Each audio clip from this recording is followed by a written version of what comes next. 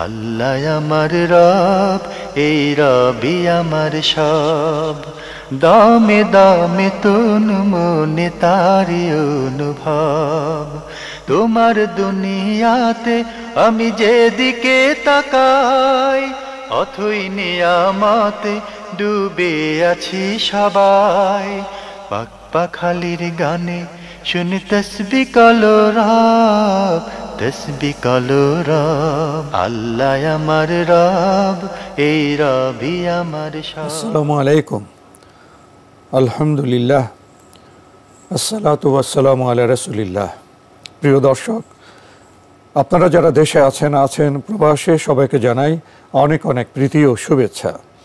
শুরু হলো এনটিভি আয়োজিত এবং লাভ হলো নিবেদিত অনুষ্ঠান আপনার জিজ্ঞাসা। আপনাদের সাথে আছি আমি জয়নুল আবেদিন আজাদ, আর আপনাদের মনে যাওয়া প্রশ্নের জিজ্ঞাসার জবাব দিচ্ছেন বিশিষ্ট আলেম ডক্টর মোহাম্মদ সাইফুল্লাহ। আসসালামু আলাইকুম ওয়া রাহমাতুল্লাহি ওয়া বারাকাতুহু।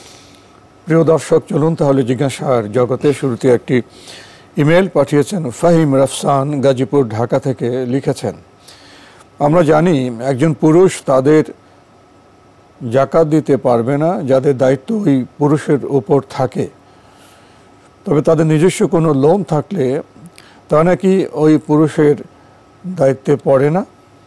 ওই পুরুষ কি তার বাবা মা বা বউ সন্তানদের লোন থাকলে তাদের জাকাত দিতে পারবে লোন পরিশোধের জন্য? হ্যাঁ, আপনি যে মূলনীতি উল্লেখ করেছেন সেটা সঠিক, যে কোনো ব্যক্তির, পুরুষ নয় ব্যক্তি বলতে হবে, পুরুষ নারী নির্বিশেষে। হ্যাঁ, নির্বিশেষে, জি, কোনো ব্যক্তির অধীনস্থ যারা রয়েছে, যাদের ভরণ পোষণের দায়িত্ব তার নিজের উপর বর্তায়, তাদেরকে তিনি তার জাকাত দিতে পারবেন না। তার জাকাত দেওয়ার অর্থ হচ্ছে তিনি তার দায়িত্ব জাকাত দিয়ে পালন করলেন। খুব সহজ কথা। আর জাকাতের অর্থ তো সুনির্দিষ্ট ব্যক্তিদের অধিকার। এর মধ্যে রয়েছে কারা? নিচের দিকে হচ্ছে সন্তান সন্ততি, এবং মানে সন্তান সন্ততি নাতি যারা রয়েছে, নাতি যারা আছে তারও নিচে যাবে। হ্যাঁ, একেবারে নিচে যাবে। এর সবাই নিজে তারই অধীনস্থ, মানে বৃক্ষের ঊর্ধ্বগামী হবে। এরপরে মানে এই বৃক্ষের উপরের দিকে যাবে বাপ, দাদা, তারপরে দাদা, মানে এরা যারা আছে সবাই, এরা যদি থাকে তাহলে এদেরকে দেখার দায়িত্ব আপনার উপর। এখন আপনার জন্য বৈধ নয় যে আপনি দায়িত্বের কাজ জাকাত থেকে আদায় করবেন, জাকাত থেকে আদায় করতে পারবেন না। তাহলে আমরা এই মূলনীতি বুঝে গেছি, মূলনীতি খুব স্পষ্ট হয়েছে। সেকেন্ড যে বিষয়টি সেটা হলো এই, এদের মধ্যে কেউ যদি এমন হয় জীবন যাপনে তার অভাব রয়েছে, প্রয়োজন রয়েছে, নিজের প্রয়োজন মেটাতে পারছে না, তাহলে আপনার উপর হক হচ্ছে তাদের অভাব পূরণ করে দেয়া, জাকাত দেওয়ার হয়। কারণ তাহলে আপনি কিসের কর্তৃত্ব পালন করলেন? আপনি টাকা জমা করতেছেন, মানে আপনার অধীনস্থ যারা আছে, যাদের ভরণ পোষণের দায়িত্ব আপনার উপর রয়েছে, তাদেরকে না দিয়ে টাকা জমা করতেছেন জাকাত দেওয়ার জন্য। তাদের স্বাভাবিক জীবনযাপনের ক্ষেত্রে খরচটা করতে হবে, তাহলে ওই টাকাই খরচ করে দিতে হবে তাদের স্বাভাবিক জীবনযাপনে, জাকাতের জন্য না, জাকাত দিবে না, ওই টাকাই তাদেরকে দিতে হবে, কারণ এটা আপনার দায়িত্বের মধ্যে রয়েছে, কারণ এদের ভরণ পোষণের দায়িত্ব আপনার রয়েছে। সুতরাং সেই ক্ষেত্রে মানে আপনি আপনার টাকা থেকেই খরচ করা আপনার উপর ওয়াজিব, জাকাত নয়। জাকাত দিবেন কেন?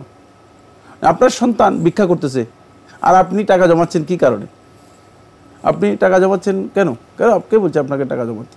তাহলে তো আপনি দায়িত্ব পালন করেন আসলে সন্তানের প্রতি। সেক্ষেত্রে আপনাকে ওয়াজিব হচ্ছে আপনি অবশ্যই সন্তানকে কী করবেন? সন্তানকে তার অভাব পূরণ করার জন্য চেষ্টা করবেন অথবা তাকে সহযোগিতা করবেন। এখানে একটি মাসআলা শেখুল ইসলাম ইবনে তাইমিয়া রাহিমাহুল্লাহ তাআলা মাজমু ফাতাওয়ার মধ্যে উল্লেখ করেছেন।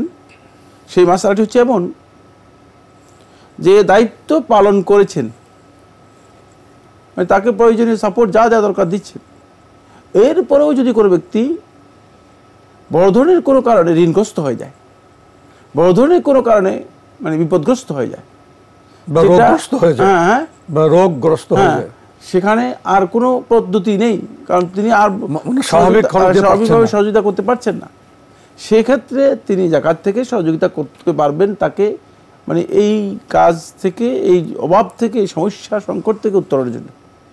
সুনির্দিষ্ট মানে মাসআলা, শুধুমাত্র মানে হয়তো ঋণ হয়ে গিয়েছে, বড় অসুস্থতা দেখা দিয়েছে, যেটা চিকিৎসা করার জন্য সাপোর্ট দেওয়ার পরেও সম্ভব হচ্ছে না জাকাত থেকে, তাহলে সেখানে আপনি সাপোর্ট দিতে পারবেন এবং সেটা শুধুমাত্র সুনির্দিষ্ট ওই ক্ষেত্রেই প্রযোজ্য হবে, সেটা কমনলি নয়, কমন আপনি দিতে পারবেন না। সেক্ষেত্রে আপনার জন্য যাই যাচ্ছে আপনি এটা করতে পারবেন। তার কারণ হচ্ছে মানে এই ব্যক্তির জন্য তখন ওই ঋণ, ওই অভাব, ওই সমস্যা, ওই সংকট দূর করার জন্য যে কোনো ব্যক্তির কাছে চাওয়া যায়। তো যে কোনো ব্যক্তির কাছে চাইবে কেন? যেহেতু আপনার কাছে জাকাতের টাকা রয়েছে, সুতরাং আপনি সেখান থেকে দিয়ে দেবেন, তাহলে এটা সহজ হয়ে গেল। ইসলামের বিধান এই জন্যই খুবই গুরুত্বপূর্ণ এবং খুবই যৌক্তিক এবং খুবই মানে মানুষের বিবেক নির্ভর একটি বিষয়। কারণ এই লোকটা অন্যের কাছে গিয়ে চাইবে আর আপনি তাকিয়ে থাকবেন, অথচ আপনার কাছে জাকাতের টাকা আছে, এটা হয় না। তাহলে আপনি এই জাকাতের টাকা দিয়ে তাকে এই উদ্ধার করার জন্য চেষ্টা করতে হবে, আর তার কোনো উত্তরণের কোনো পথই নেই এটা ছাড়া। সেক্ষেত্রে তাকে সহযোগিতা করতে পারবেন। আমার মনে হয় স্পষ্ট হয়েছে। জি, আমরা মূল প্রশ্নের আমরা স্পষ্ট জবাব পেয়েছি। এখন দাদা দাদি তাদের তো সন্তান হিসেবে বিবেচনা করা হয়, শুধু ছেলে মেয়ে না, তাদের ছেলে মেয়ে যারা অধস্তন আছে, নাতি পুতি নাতনি, তারা তো সন্তান হিসেবে সন্তান। কিন্তু নানার ক্ষেত্রে কি হবে? নানার ক্ষেত্রে না এর মধ্যে আসবে না, নানা ক্ষেত্রে আসবে না, শুধু দাদা দাদির ক্ষেত্রে আসবে। জি, না আসবে না, এই গণ্ডির মধ্যে আসবে। নানার উপর ভরণ পোষণের দায়িত্ব না, দায়িত্ব নেই। আত্মীয় হিসেবে যতটা পারে করবে। হ্যাঁ, তিনি হচ্ছে নিকট আত্মীয়ের মধ্যে পড়বেন, সেক্ষেত্রে এটা তার যদি এহসান করেন ভালো, লালন পালন দায়িত্বটা লালন পালন দায়িত্ব তার উপর নিয়েছি। তো তারা কি সেই ক্ষেত্রে কি সমস্যা পড়লে নানা কি তাদের আপনার জাকাতে অর্থ দিয়ে সাহায্য করতে পারবে? লোন থাকলে, না পারলে তার তো দায়িত্বতে নেই, পালন দায়িত্ব নেই, তিনি তো এই মাসআলার মধ্যে পড়ছেন না। যে আমরা খুবই গুরুত্বপূর্ণ বিষয়ে অবগত হলাম। প্রিয় দর্শক আরও লিখেছেন, আল্লাহ সুবহানাহু ওয়া তাআলা কাকে সাহায্য করবেন আর না করবেন এই বিষয়ে কি আল্লাহ তাআলার একান্ত নিজস্ব সিদ্ধান্ত? কারো দোয়া কি এক্ষেত্রে কোনো পরিবর্তন আনতে পারে? আল্লাহ রাব্বুল আলামিন সিদ্ধান্তই, ওমা ইবাদদালুল কাউল লাদাইয়া ওমা আনা বিদাল্লাহি মিনাল আবিদ। আল্লাহ তাআলা কোরআনে স্পষ্ট করে বলেছেন, ওমা ইবাদদালুল কাউল লাদাইয়া, আমার কাছে কোনো কথার পরিবর্তন নেই, কিচ্ছু পরিবর্তন নেই, একটাই সিদ্ধান্তই। ওমা আনা বিদাল্লাহি মিনাল আবিদ, আর আমি বান্দাদের উপর সামান্যতম, একেবারে ক্ষুদ্র থেকে ক্ষুদ্রতর সামান্যতম তাদের উপর জুলুম করিনি, করব না। এটা আল্লাহ তাআলা কোরআনের মধ্যে ডিক্লেয়ার করে দিয়েছেন। আল্লাহ সুবহানাহু ওয়া তাআলা বান্দাদের বিষয়গুলোকে আল্লাহ রাব্বুল আলামিন সিদ্ধান্ত দিয়ে দিয়েছেন, যেহেতু আল্লাহ তাআলা জানেন, সিদ্ধান্ত দিয়ে দিয়েছেন। বান্দা দোয়া করলে সেটা পরিবর্তন হবেই। বান্দাকে বলছে দোয়া করলে পরিবর্তন হবে, সুতরাং দোয়া করবেন, দেখবেন যে পরিবর্তন হয়ে গেছে। আল্লাহ চাইলে পরিবর্তন করবেন, সেটা আল্লাহ তাআলা মানে দোয়া করতে বলেছেন, তিনিই তো বলছেন যে দোয়া করে পরিবর্তন করে দেব। হ্যাঁ, তার ইলমের মধ্যে রয়েছে, পরিবর্তনশীল, তার ইলমের মধ্যে রয়েছে, সেটা আল্লাহ তাআলার ইলমের মধ্যে রয়ে গিয়েছে। সুতরাং ওখানে যাওয়ার কোনো দরকার নেই, ওই জায়গায় আপনাকে শুধু বিশ্বাসের জায়গায় রাখতে হবে। আর আমাদের আমলের জায়গা হচ্ছে আমরা দোয়া করবেন, পরিবর্তন হয়ে যাবে। দোয়া করবেন, দেখবেন যে অবস্থা। আল্লাহ তো এভাবে বলেন, এটা কার্যকারিতা আছে বলেই তো বলেছেন। হ্যাঁ, যেহেতু রাসূলুল্লাহ সাল্লাল্লাহু আলাইহি ওয়াসাল্লাম স্পষ্ট করে সাওবান রাদিয়াল্লাহু তাআলা হাদিসের মধ্যে বলেছেন, লা ইয়ারুদ্দুল কদর ইল্লা দুআ,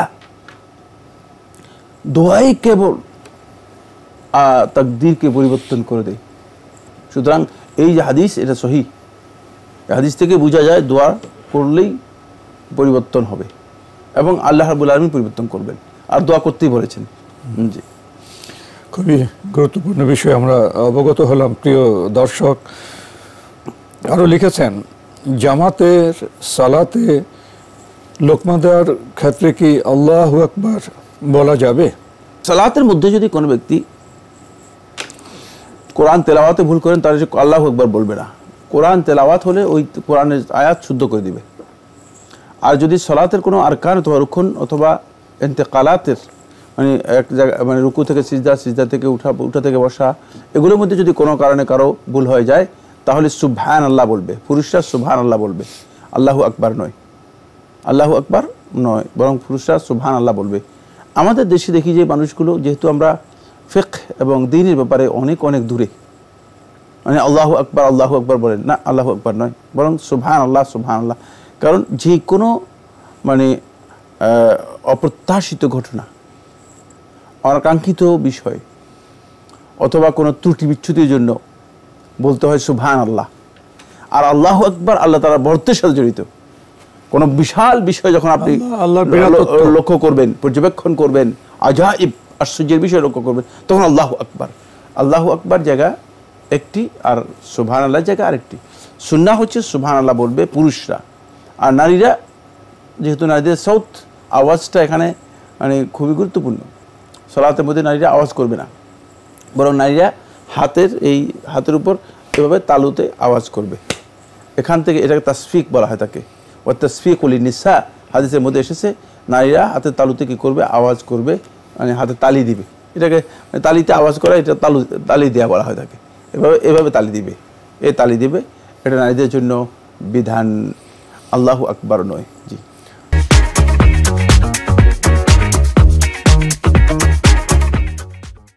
শেষ প্রশ্নে ফাহিম রাফসান আপনি লিখেছেন, মৃত ব্যক্তি ততটাই সম্মানিত যেমন সে জীবিত অবস্থায় ছিল, এরকম কোনো কথা কি সহিহ হাদিসে এসেছে? এ কথার তাৎপর্য কি? আমরা দেখি অনেক সময় মৃতদেহকে কোল্ড স্টোরে গাড়িতে করে নেওয়া হয়, তা কি শরিয়া সম্মত? হ্যাঁ, ধন্যবাদ আপনাকে। আপনি যেটি বলেছেন যে মৃত ব্যক্তি ততটাই সম্মানিত যতটা জীবিত অবস্থায় সম্মানিত, এ কথা কি সঠিক? হ্যাঁ, এটা সঠিক হাদিস রয়েছে, হাদিস রয়েছে। রাসূলুল্লাহ সাল্লাল্লাহু আলাইহি ওয়াসাল্লাম বলেছেন যে আল ইনসানু কারীমুন হাইয়্যান ওয়া মাইয়িতান। এই ধরনের হাদিস ফকিহগণ বর্ণনা করেছেন এবং এই মর্মে হাদিস রয়েছে। সুতরাং এখান থেকে বোঝা যায় যে মৃত ব্যক্তির মারা গেলে তার হাত ভেঙে দিবেন, হাত ভেঙে দিবেন, পা ভেঙে দিবেন, অথবা মানে চোখগুলো খুলে ফেলবেন, গাড়ি থেকে ধাম করে ফেলে দেবেন, বা মানে অবমাননা করবেন, কোনোটাই জায়েজ নেই, হারাম। সম্মান তার পরিপূর্ণ ঠিক থাকবে, কারণ আদম সন্তানকে আল্লাহ সুবহানাহু ওয়া তাআলা সম্মানিত করেছেন। ওয়ালাকাদ কাররামনা বনি আদম। আল্লাহ সুবহানাহু ওয়া তাআলা কোরআনে কারীমে ইরশাদ করেছেন যে আমি আদম সন্তানদেরকে সম্মানিত করেছি। সুতরাং এই সম্মানের জায়গাটুকু হচ্ছে এখানে যে আদম সন্তানরা জীবিত মৃত দুই অবস্থায় সম্মানিত। এই কারণে তাদেরকে আগুনে পুড়ে ফেলা হয় না। আমরা মুসলিমরা আগুনে পুড়ে ফেলি না, যদিও অন্য ধর্মের লোকেরা দেখা যাচ্ছে যে আগুনে পুড়ে ফেলে, এটা সঠিক নয়, কারণ এই সম্মান নষ্ট হয়ে থাকে। আদম সন্তানের মর্যাদার সাথে এটি যায় না মোটেও। এদেরকে দাফন করা হয় মাটির নিচে, সুন্দরভাবে সম্মানের সাথে দাফন করা হয় তাকে, একেবারে কাপড় চোপড় দিয়ে দাফন করা হয় তাকে, উলঙ্গ দাফন করা হয় না, কারণ যাতে করে তার সম্মান কোনোভাবে ক্ষুণ্ণ না হয়ে থাকে। তাকে সুন্দরভাবে গোসল দিয়ে তারপরে সুন্দরভাবে তাকে দাফন করা হয় থাকে। এখানে যে বিষয়টা আপনি উল্লেখ করেছেন এটার সাথে কোনো সাংঘর্ষিক বিষয় নেই যে ফ্রোজেন লাশবাহী গাড়িতে যদি লাশ নেওয়া হয় তাকে, এতে তার সম্মান নষ্ট হয় না। কারণ মৃত্যুর পরে তাকে যদি বাইরে রেখে দেওয়া হয় তাহলে তার সম্মান নষ্ট হতে পারে, অথবা তার শরীরে দুর্গন্ধ তৈরি হতে পারে, পছন্দ ধরে যেতে পারে। এই পছন্দ ধরা থেকে বাঁচানোর জন্য যদি কোনো কারণে কাউকে মানে ফ্রোজেন গাড়িতে অথবা ফ্রোজেন কোনো রুমে রাখা হয় সংরক্ষণ করার জন্য, তাহলে এটি বৈধ। তবে এটা শুধুমাত্র হাজতের কারণে, প্রয়োজনের কারণে, হাজত ছাড়া কোন অবস্থায় বিলম্ব করা জায়েজ নেই। বিলম্ব করাই রাসূলুল্লাহ নিষেধ করেছেন। এখানে সুন্নাহ হচ্ছে, ইসলামের বিধান হচ্ছে যে যত দ্রুত সম্ভব মৃত ব্যক্তিকে দাফন করা, যত দ্রুত সম্ভব মৃত ব্যক্তিকে দাফন করবে। কিন্তু এক্ষেত্রে যদি হাজা দেখা দিয়ে সুস্পষ্ট একটা কারণ রয়ে গিয়েছে, যে কারণ হতে পারে যে মার্ডার হয়েছে, সেখানে তাহকিকের প্রয়োজন আছে, বিষয়টি আরও সূক্ষ্ম মানে তদন্তের প্রয়োজন রয়েছে, তদন্তের প্রয়োজন রয়েছে।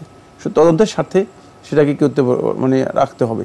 তাহলে সেক্ষেত্রে অবশ্যই তাকে রাখতে হলে তো তাকে এইভাবে রাখা ছাড়া সম্ভব নয়। এভাবে আপনি রেখে দিবেন তাহলে মানে দুর্গন্ধ হয়ে যাবে, অথবা পৌঁছে যাবে, আরও অসম্মানের মানে সর্বোচ্চ সম্মান হয়ে যাবে। এই কারণে এটি জায়েজ, শুধুমাত্র জায়েজ সুনির্দিষ্ট কারণে। আর কি এটাকে আপনি সম্মানের সাথে সাংঘর্ষিক মনে করছেন সে সঠিক নয়। কারণ যেটা যে জায়গায় প্রযোজ্য সেটাকে সেই জায়গায় ব্যবহার করলে এটা সুন্দর ব্যবস্থা সম্মানের পরিপন্থী নয়। এটি সুন্দর ব্যবস্থাপনা। প্রিয় দর্শক, আমরা জানলাম বিষয়টি সম্পর্কে। আরও একটি ইমেল পাঠিয়েছেন জামামুল হক ভারত থেকে। আমরা আপনার একটি প্রশ্নের জবাব দিয়েছি, আপনি আরও লিখেছেন, সুর করে ওয়াজ করা কি হারাম? না, সুর করে কথা বললে এটা হারাম হওয়ার কোনো ভিত্তি নেই। সুর করা মানে সুর যেটাকে বলা হয়েছে, সুরটা হচ্ছে কোনো আওয়াজকে দীর্ঘায়িত করা অথবা আওয়াজের মধ্যে মানে একটা মানে বিশেষ একটা বৈশিষ্ট্য তৈরি করা, একটু মাধুর্য নিয়ে আসা, মাধুর্য নিয়ে আসা, বিশেষ একটা বৈশিষ্ট্য তৈরি করা। এটা ইসলামী শরীয়তে হারাম হওয়ার কোনো ভিত্তি নেই, হারাম হওয়ার কোনো ভিত্তি নেই। যারা মনে করে থাকেন অথবা যেভাবে যারা বলে থাকেন যে এটা হারাম, তিনি আসলে না বুঝে বক্তব্য দিয়েছেন। হারাম বলতে হলে অবশ্যই দলিল লাগবে, শরিয়ার দলিল হারাম বলতে হলে লাগবে। এই ধারণা করা মোটেও বৈধ নয় যে হামাল ইবনে আবগা রাদিয়াল্লাহু তাআলা আনহু এর যে হাদিসটি রয়েছে, হামাল ইবনে আবগা রাদিয়াল্লাহু তাআলা আনহু এর যে হাদিসটি রয়েছে আবু দাউদের রওয়ায়াতের মধ্যে, এই হাদিসের মধ্যে মূলত সুরের কথা বলা হয়নি। রাসূলুল্লাহ সাল্লাল্লাহু আলাইহি ওয়াসাল্লাম ইন্নাহু মিন ইখওয়ানিল কুহান, এর কথা থেকে বোঝা যাচ্ছে যে মনে হচ্ছে যেন এ গণকদের একজন, মানে ভাষাগত দিক থেকে গণকদের যেই মানে চরিত্র এবং বৈশিষ্ট্য সেদিকে মিলে গিয়েছে। যেহেতু তিনি গণক যেভাবে মন্ত্রের মতো কথা বলে, মন্ত্র পাঠ করে, ঠিক সেভাবে কথাগুলো বলেছিলেন। মন্ত্রের প্রতি যেমন একটা সাজা, একটা এটা কি শব্দের যেই মিল থাকে, মন্ত্রগুলো এর মধ্যে শব্দের মিল থাকে, অন্তমিল, হ্যাঁ অন্তমিল, ইয়েস, মানে অন্তমিল থাকে। এই যে অন্তমিল করে হামাল ইবনে আবগা রাদিয়াল্লাহু তাআলা আনহু এই কথাগুলো বলেছিলেন, এটা আল্লাহ রাসূল সাল্লাল্লাহু আলাইহি ওয়াসাল্লামের কাছে অপছন্দনীয় হয়েছে। এই জন্য রাসূলুল্লাহ সাল্লাল্লাহু আলাইহি ওয়াসাল্লাম বলেছেন, কিন্তু রাসূলুল্লাহ সাল্লাল্লাহু আলাইহি ওয়াসাল্লাম এই কথা বলেন নাই যে মানে এটা হারাম অথবা হামাল ইবনে আবগা রাদিয়াল্লাহু আনহুকে এই জন্য আল্লাহ নবী সাল্লাল্লাহু আলাইহি ওয়াসাল্লাম কঠোর কোনো কথা বলেছেন না। নবী সাল্লাল্লাহু আলাইহি ওয়াসাল্লাম বলেছেন, কথা থেকে বোঝা যাচ্ছে যেহেতু তিনি আল্লাহর বিধানের কি করেছেন, আল্লাহর বিধানের সাথে তার সাংঘর্ষিক কথা বলেছেন, এই জন্য তার এই কথাটাকে রাসূলুল্লাহ সাল্লাল্লাহু আলাইহি ওয়াসাল্লাম অপোজ করেছেন। এই কারণে নয় যে শুধুমাত্র মানে তিনি মানে সাজা করেছেন, এই কারণে নয়। এখানে বিষয়বস্তু রয়েছে, বিষয়বস্তুর সাথে মানে সাজা রয়েছে, অন্তমিল রয়েছে। অন্তমিলের সাথে গণকদের গণকদের বাড়াবাড়ি করেছে, গণকদের তুলনা রয়েছে। রাসূলুল্লাহ সাল্লাল্লাহু আলাইহি ওয়াসাল্লাম গণকদের মতো মানে মন্ত্রের মতো বলেছে, এই কারণে রাসূলুল্লাহ সাল্লাল্লাহু আলাইহি ওয়াসাল্লাম নিষেধ করেছেন। কিন্তু কোনো ব্যক্তি যদি সুর করে কথা বলেন, এটা যদি উত্তম হয়ে থাকে, যেমন আওয়াজকে সুন্দর করা, ভাষাকে সুন্দর করা, এটি ইসলামে একটি ভালো কাজ। আপনি যদি আপনার আওয়াজটা সুন্দর না হয় তাহলে মানুষ বুঝবে না। এই জন্য কান রাসূলুল্লাহ সাল্লাল্লাহু আলাইহি ওয়াসাল্লাম আফসাহান নাস আফসাল আরব, রাসূলুল্লাহ সম্পর্কে আনাস ইবনে মালিক রাদিয়াল্লাহু আনহু বর্ণনা করেন, তিনি বলেন আল্লাহ রাসূল সাল্লাল্লাহু আলাইহি ওয়াসাল্লাম আফসাহান নাস, লোকদের মধ্যে সবচেয়ে বেশি ভাষার দিক থেকে প্রাঞ্জল ভাষী ছিলেন। সাবলীল এবং প্রাঞ্জল ভাষাকে আফসাহ বলা হয় থাকে। তো এখান থেকে বোঝা যাচ্ছে যে আপনি উপস্থাপনাটা আপনার সুন্দর করার জন্য যদি আপনি মানে কোথাও আপনি একটু টেনে বলেন, কোথাও একটু থেমে বলেন, আর নবী সাল্লাল্লাহু আলাইহি ওয়াসাল্লাম থেমে থেমে বলতেন, নবী সাল্লাল্লাহু আলাইহি ওয়াসাল্লাম থেমে থেমে বলতেন, নবী সাল্লাল্লাহু আলাইহি ওয়াসাল্লাম সুন্নাহ, সেখানে যদি আপনি থেমে থেমে বলেন, গড় গড় গড় গড় করে না বলেন, তাহলে এটা সুন্নাহ, মানুষের বুঝতে সুবিধা হয়। আর সেখানে যদি মানে আপনি সুর করে আরও ধীরস্থিরভাবে বলেন, তাহলে বোঝা যাচ্ছে যে এটা বুঝতে সুবিধা হবে এবং এটি সুন্নাহ পরিপন্থী হবে। এই বক্তব্য সঠিক নয়। যিনি বলেছেন যে হারাম, তিনি আসলেই হারাম বলতে হলে যে দলিলের প্রয়োজন আছে, সে দলিল সম্পর্কে হয়তো জ্ঞান রাখেন না। আর যে দলিল উল্লেখ করেছেন বা যে দলিল থেকে মানে নিজের ইচ্ছা মতো ব্যাখ্যা নেওয়ার জন্য চেষ্টা করছেন, সেটা হচ্ছে সহিহ হাদিসের জাল মিথ্যা ব্যাখ্যা। জি, আপনার বক্তব্য থেকে একটি বিষয় স্পষ্ট হয়েছে যে কথাকে স্বাভাবিক সুর মাধুর্যে মণ্ডিত করলে সেটা হারাম নয়। কিন্তু আমাদের সমাজে লক্ষ্য করা যায় অনেক সময় যারা ওয়াজ করেন তারা শুধু সুর দেন না, সুরে বাড়াবাড়ি করে থাকেন। এমনও দেখা যায় প্রচলিত যে বিভিন্ন গান আছে, হিন্দি গান বা অন্য গান, সেগুলির প্যারোডি করে থাকেন। সে গানের একটি সমাজচিত্র আছে, সে গানে যখন প্যারোডি করেন ইসলামের নাম দিয়ে, যে এটা বাড়াবাড়ি চিত্র, এই ব্যাপারে কি বলবেন? দুটো ভিন্ন মাসালা, একটা হচ্ছে গান আর একটা হচ্ছে বক্তব্য। বক্তব্যের প্রতি যদি সুরে বাড়াবাড়ি করেন তাহলে এই কাজটা নাজায়েজ। কারণ হচ্ছে তিনি আসলে মানে এখানে চেয়েছেন যেটা, সেটা হলো মনোরঞ্জন অথবা বিনোদন। তার বক্তব্য লক্ষ্যচ্যুত হয়ে গেল। লক্ষ্যচ্যুত হয়েছেন। লক্ষ্যচ্যুত হলে এটা নাজায়েজ হবে। লক্ষ্যচ্যুত হয়ে গেলে নাজায়েজ হবে, নাজায়েজ হবে, হারাম হবে না। হারামের যদি দলিল লাগবে আমাকে, দলিল ছাড়া আমি হারাম বলতে পারবো না। কিন্তু গান আরও প্যারোডি করে যদি বলা হয় থাকে তাহলে এটা হারাম করে শুনতে হবে। কারণ গানের জন্য তো মানে ইসলামী শরীয়তের মধ্যে অনুমোদন দেওয়া হয়নি। আর গান যখন আসবে, গানের বিষয়টি ইসলামী শরীয়তের মধ্যে এমনি বিতর্কিত। সাহাবায়ে কেরাম থেকে বর্ণিত রয়েছে যে এটা মুনাফিকরা আলামত, মুনাফিকরা এগুলো করে থাকে। সুতরাং এখান থেকে বোঝা যাচ্ছে যে গান হয়ে থাকে আরও প্যারোডি করে। আপনি বলেছেন যে অনেকগুলো গান আছে যেগুলো আসলেই খারাপ বিষয়, অন্য বিষয় হিসেবে সমাজে এটা প্রচলিত আছে। মানে ওই জগৎ, কিন্তু ওখান থেকে সুরটা নিয়ে, হ্যাঁ সুরটা নিয়ে এসে মানে এখানে এটা ফিট করে দেওয়া হচ্ছে, এটা কোনো শুনতে হবে। এটা অবশ্যই হারাম বিষয়। কারণ হলো গানের মাসআলা আর বক্তব্যের মাসআলা এক নয়। তো আজকে আমাদের এখানেই শেষ করতে হচ্ছে। আপনাকে অনেক ধন্যবাদ। আপনাকে অনেক ধন্যবাদ। প্রিয় দর্শক, আমরা দেখছিলাম এনটিভি আয়োজিত এবং লাভেলু নিবেদিত অনুষ্ঠান আপনার জিজ্ঞাসা। আমাদের এই অনুষ্ঠান আপনারা এনটিভি অনলাইনেও দেখতে পারবেন। ভিজিট করুন www.ntvbd.com। ইউটিউবে এবং আমাদের ভেরিফাইড ফেসবুক পেজে অনুষ্ঠান দেখতেই পারবেন। ছোট্ট প্রশ্ন, সুর করে ওয়াজ করা কি হারাম? শায়েখ যেভাবে বললেন, আমরা উপলব্ধি করি যে ইসলামের বিষয়গুলো মহান আল্লাহ প্রদত্ত। রাসূল সাল্লাল্লাহু আলাইহি ওয়াসাল্লাম বার্তাবাহক হয়ে সেগুলো আমাদের হুবহু আমাদের সামনে পেশ করেছেন। কত সূক্ষ্ম বিষয়। এখানে আবেগে ভারসাম্যহীনভাবে কোনো কথা ইসলামে নেই, ইসলাম গ্রহণ করে না। ওয়াজ এবং সুর, এ প্রসঙ্গে আমরা আজকে বেশ কয়েকটি কথা জেনেছি। আশা করি আমরা উপলব্ধির চেষ্টা করব। চিঠি লিখুন, প্রশ্ন পাঠান আমাদের ঠিকানায়। পরিচালক আপনার জিজ্ঞাসা, এনটিভি, বিএসসিসি ভবন, ৭ম তলা, ১০২ কাজী নজরুল ইসলাম অ্যাভিনিউ, কারওয়ান বাজার, ঢাকা ১২১৫। ইমেল অ্যাড্রেস আপনার জিজ্ঞাসা @ntvbd.com। মহান আল্লাহ আমাদের সবাইকে নিরাপদে রাখুন, রাখুন শান্তিতে। আসসালামু আলাইকুম। আল্লাহ আমার রব, এই রবি আমার সব, দামে দামে তুন মনে তারি অনুভব। তোমার দুনিয়াতে আমি যেদিকে তাকাই, অথই নিয়ামতে ডুবে আছি সবাই। পাক পাখালির গানে শুনি তসবিহ কলরব, তসবিহ কলরব। আল্লাহ আমার রব, এই রবি আমার সব।